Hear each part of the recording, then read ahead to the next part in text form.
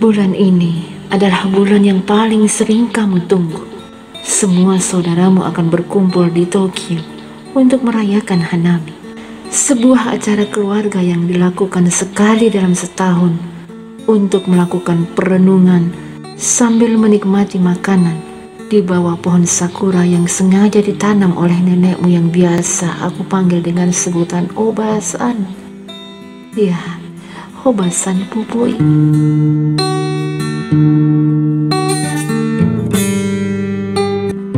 Suatu waktu kamu pernah mengajakku ke Tokyo hanya untuk melihat mekarnya bunga sakura di sana dalam pesta tersebut. Kamu memperkenalkanku dengan seluruh keluargamu dan mengajari bagaimana cara memanggil mereka dengan menggunakan bahasa Jepang. Biasanya itu terjadi sekitar bulan Maret hingga akhir April.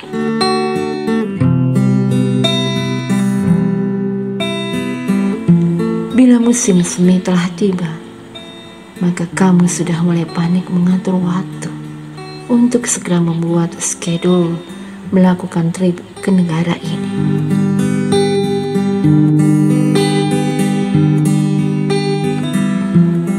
Ya, akhirnya aku mengerti jika sakura memiliki arti tersendiri bagi dirimu yang tak bisa dilukis dengan kata-kata. Kamu memaknai itu sebagai sebuah perpisahan, seperti sakura yang berguguran ditiup angin lalu mati dalam sekejap.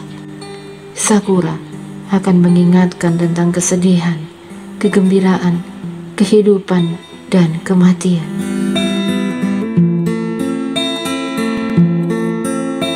Ia merekah dengan indahnya, lalu ketika waktunya tiba, ia pun berguguran, layu, dan mati. Seperti itulah sakura hadir memberikan pemaknaan fana bagi jiwa yang masih hidup.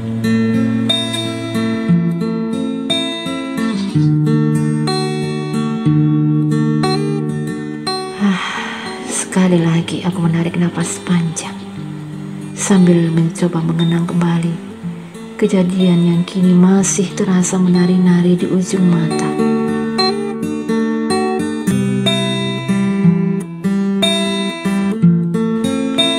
Ku teringat pada sebuah perbincangan di antara kita sehari sebelum perjalananku mendaki ke Gunung Bawah Karaing. Maksudnya, ingin pamitan padamu. Waktu itu, semua berlalu begitu saja. Tak ada tanda-tanda yang mengkhawatirkan, apalagi kamu sangat bersemangat dan sama sekali tidak terlihat sakit.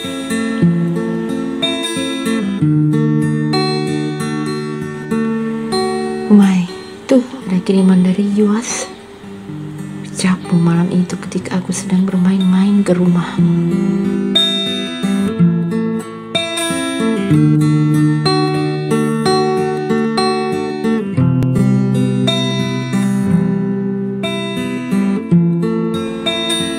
Lalu mataku tertegun memandangi sebuah amplop putih yang tergeletak begitu saja di meja, sementara kamu sedang asyik menyelesaikan tugas makalah dari Pak Harinanda, dosen ilmu filsafat, dengan serius.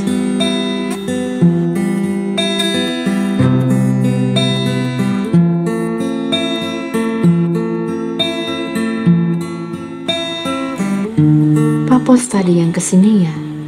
Tanyaku sambil mengambil surat tersebut.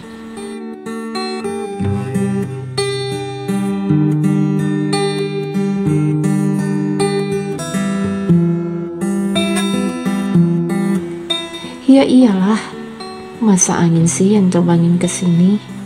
Jawabmu sedikit bergurau, namun raut wajahmu tetap terlihat serius menghadapi tumpukan buku di hadapanmu itu. Ya, maksudku kali aja ada sayap malaikat yang bawa ke sini. Gitu loh, princess.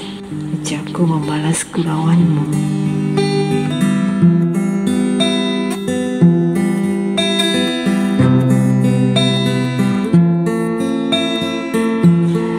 Oh, just let it flow, Humai. Jawabmu disertai dengan sedikit tertawa. Aku hanya tersenyum mendengar suara tawamu itu, lalu perlahan kubuka surat tersebut.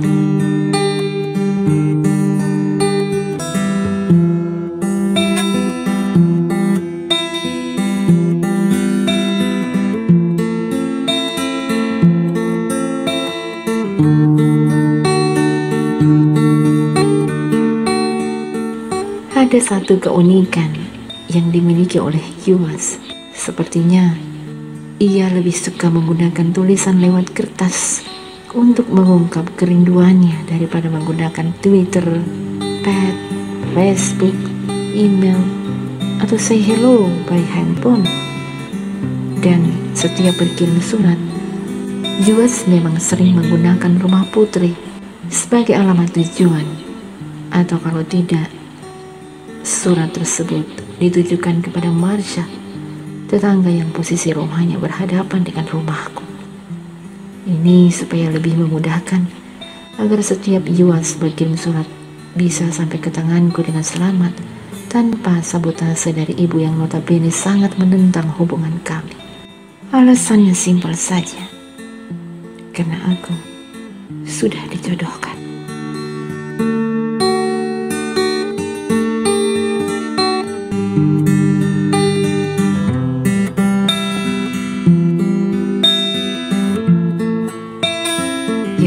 Setelah menginjak usia 17 tahun, ibu menjodohkan dengan anak dari sahabatnya yang tak pernah aku kenal sama sekali.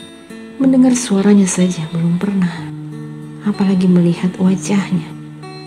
Yang aku tahu, cowok itu bernama Raihan. Ibu hanya mengatakan itu saja. Aku tidak boleh pacaran karena sudah dijodohkan. Itu kata ibu.